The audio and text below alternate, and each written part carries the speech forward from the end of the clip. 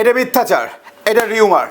Dhallywood superstar Shakib খানের তুফান সিনেমাটা নিয়ে যে পরিমাণ রিউমার ছড়ানো হচ্ছে রে ভাই, যে পরিমাণ মিথ্যাচার ছড়ানো হচ্ছে, তাতে সিনেমাটার হাইপ কখনো বাড়ছে, কখনো বা হাস্যরসে পরিণত হচ্ছে।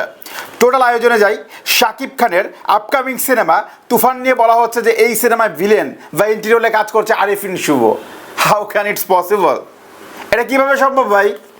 আরিফিন শুভ রায়হান রাফির সিনেমায় ভিলেনের রোল করবে, তাও বা সেটা কিনা শাকিব খানের ছবিতে, যেখানে শাকিব খানের কম্পিটিটর হচ্ছে আরিফিন শুভ।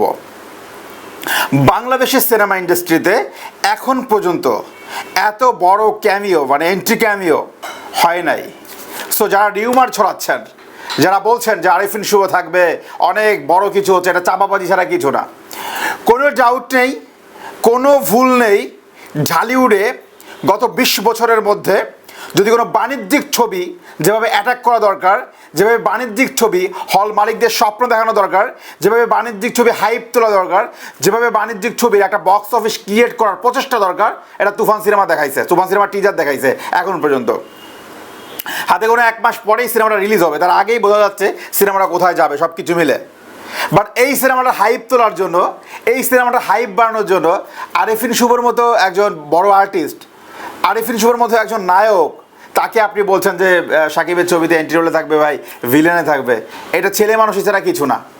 কখনো কোনোভাবে আরিফিন শুভকে এত মানে এই এই এই এই তুফানের মতো ছবিতে, সেটা হতে পারে বিগ বাজেটের সিনেমা, বাংলাদেশের প্রেক্ষাপটে হতে পারে বিগ অ্যারেঞ্জমেন্টের ছবি, হতে পারে অনেক বড় হাইপ তুলছে, বাট আরিফিন শুভ কিন্তু ওই খাদ্য না যে আপনি হাইপ তুলছে বিদায় ফ্রেম নেওয়ার জন্য তুফান সিনেমাতে কাস্ট হয়ে যাবে। এই পসিবিলিটিটা সম্ভব না, মানে 1%ও নাই।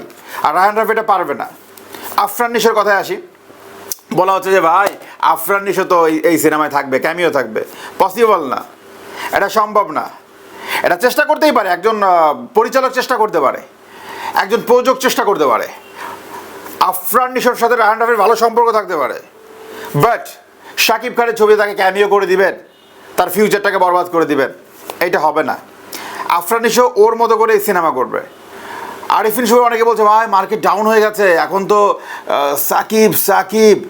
সাকিবের সাথে সিয়ামের চলছে, জঙ্গলি দিয়ে আলোচনা আসছে, বাট আরিফিন শুভ কোথায় হারায় গেছে। এটা ভুল, একদম ভুল। আবার অনেকে বলছে ভাই শরীফুল রাজ তো আলোচনায় আছে, তাহলে কি ইয়া হারায় গেল আপনার আরিফিন শুভ, তারপর হচ্ছে যে সিয়াম, এরা কি আলোচনার বাইরে চলে গেল? ভুল। শাকিব খান আলোচনার ঊর্ধ্বে, কিন্তু আরিফিন শুভ, আফরান নিশো, সিয়াম এর আলোচনার বাইরে যায় নাই। তুফান সিনেমায় এখন পর্যন্ত শাকিব খানের ছবিতে আরিফিন শুভর এন্ট্রি থাকা, ভিলেন থাকার যেই পোস্টগুলো আপনারা দেখছেন, যেই পোস্টগুলো হচ্ছে, সব কিছু আসলে মিথ্যা এবং এগুলো আসলে গুজব, এগুলো রিউমার।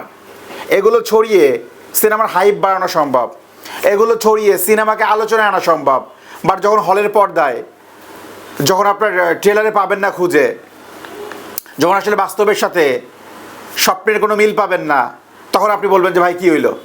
এগুলো সব চাপাবাজি, কোনো ডাউট নেই। আমি তুফান সিনেমাটার বিপরীতে রিভিউ দিব না, কারণ আমি সংবাদে রিভিউ করে থাকি। তুফান সিনেমাটা এখন পর্যন্ত গত 20 বছরে বাংলাদেশের সবচেয়ে হাইপ তোলা সিনেমা। আপনি যদি বলেন প্রিয়তমা, আমি বলবো যে এখন পর্যন্ত একটা টিজারে প্রিয়তমার ওই লেভেলটায় সে আলোচনায় ঝড় তুলে ফেলছে। যদি তার গানগুলো প্রিয়তমা লেভেলের হয়ে যায়, যদি অডিয়েন্স ক্রিয়েট করাটা হয়ে যায়, আর কোরবানি ঈদগুলো শাকিব খানের জন্য অনেকটা বেশি টার্ন হচ্ছে। গত কোরবানি ঈদে শাকিব খানকে অনেক বড় একটা ফিডব্যাক দিয়েছে সিনেমা হল প্রিয়তমার মাধ্যমে, এবারে আবার তুফানের মাধ্যমে, আবার শোনা যাচ্ছে 2025 অনেক বড় বড় ধামাকা আসবে।